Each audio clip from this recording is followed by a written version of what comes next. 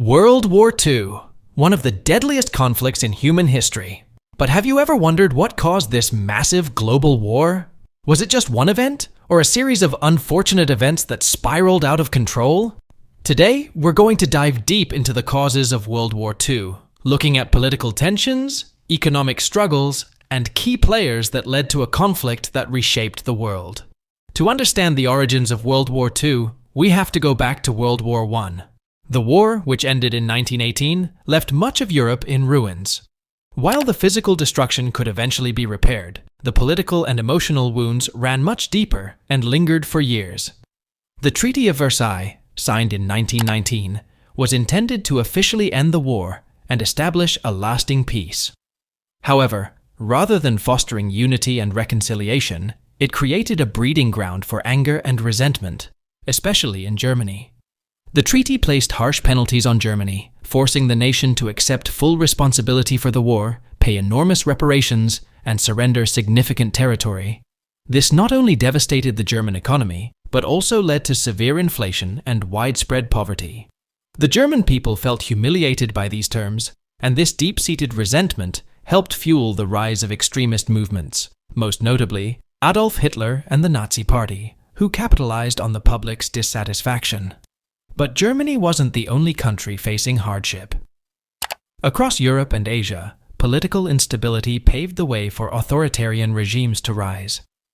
Italy, under Benito Mussolini, adopted fascism in the 1920s, promoting a system based on nationalism and military strength. Meanwhile, in Japan, military leaders sought to expand their empire across Asia, believing they were entitled to more territory and resources to secure their nation's dominance. Fascism thrives on the belief in racial or cultural superiority, combined with militarism and aggressive nationalism. These regimes, from Italy to Japan, believed that territorial expansion was the key to restoring their former glory. In Germany, Adolf Hitler's vision of an Aryan-dominated Europe drove Nazi ideology, leading to invasions of neighboring countries and the brutal persecution of Jews, Slavs, and other minorities. After World War I, the League of Nations was established with the aim of preventing future conflicts.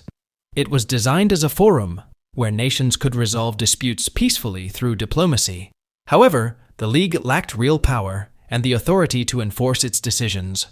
When countries like Japan, Italy, and Germany began aggressively expanding their territories in the 1930s, the League was largely ineffective in stopping them.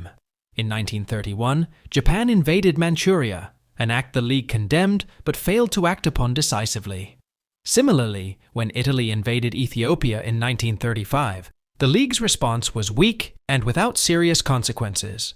These failures emboldened authoritarian leaders like Hitler, Mussolini, and Japan's military rulers, sending a dangerous message that territorial expansion and aggression would not face meaningful resistance from the international community.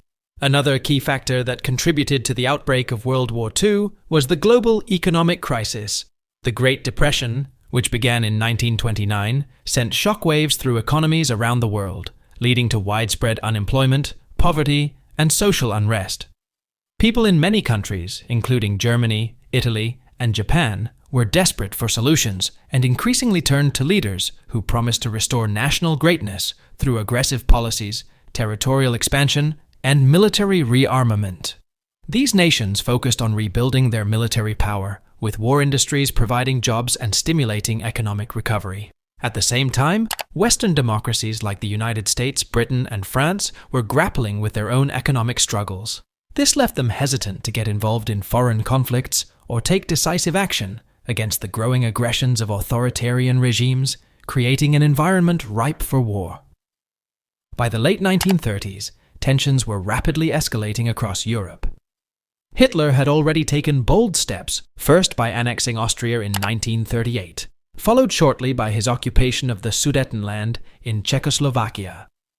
These aggressive moves were met with little resistance from Britain or France, who were keen to avoid another war at almost any cost. But the world was on the verge of a critical turning point in 1939. On August 23, 1939, Adolf Hitler and Soviet leader Joseph Stalin shocked the world by signing the Molotov-Ribbentrop Pact, a non-aggression agreement. The secret clause, They agreed to carve up and divide Poland between themselves. On September 1st, 1939, Hitler launched his invasion of Poland, triggering Britain and France to declare war on Germany just 2 days later. This invasion shattered any remaining hope of avoiding a full-scale global conflict, marking the start of World War II. Throughout the 1930s, Britain and France had followed a policy of appeasement, hoping to avoid another catastrophic war. When Hitler demanded the Sudetenland in 1938, British Prime Minister Neville Chamberlain famously declared that the Munich Agreement had brought peace for our time. But in reality, appeasement only emboldened Hitler. Each time he broke a treaty or expanded German territory, the lack of meaningful pushback convinced him that the Allies wouldn't intervene. By the time war was declared in 1939, Hitler had already built a powerful war machine, ready to take on the world. While Europe was edging closer to war, Japan was aggressively expanding its empire in Asia. Japan had already invaded Manchuria in 1931 and was now involved in a brutal war with China, which began in 1937. The Japanese Empire sought to dominate the Pacific and secure vital resources such as oil and rubber. Japan's imperial ambitions put them on a collision course with Western powers, especially the United States, which had interests in the Pacific region. As Japan continued its expansion, tensions with the US grew, setting the stage for future conflict. Ideology played a significant role in the lead-up to World War II. In Nazi Germany, Hitler's beliefs in Aryan supremacy, anti-Semitism, and the need for Lebensraum, living space for the German people, drove the nation toward aggressive expansion. Hitler envisioned a vast German empire stretching across Europe, one that would subjugate or eliminate inferior peoples. Similarly, Japan's imperialist ideology centered on the belief that they were destined to rule Asia and that their empire would liberate the region from Western influence.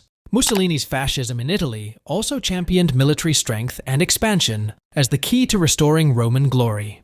These ideologies, driven by nationalism and the belief in racial or cultural superiority, created a volatile international environment. Another major reason for the outbreak of World War II was the failure of collective security. The League of Nations, designed to maintain peace, was fundamentally weak. It lacked an army, and its members were often unwilling to commit to military action. The United States, one of the world's most powerful nations, never joined the League, further weakening its influence. Many countries, including the US, followed policies of isolationism, hoping to avoid entanglement in foreign conflicts.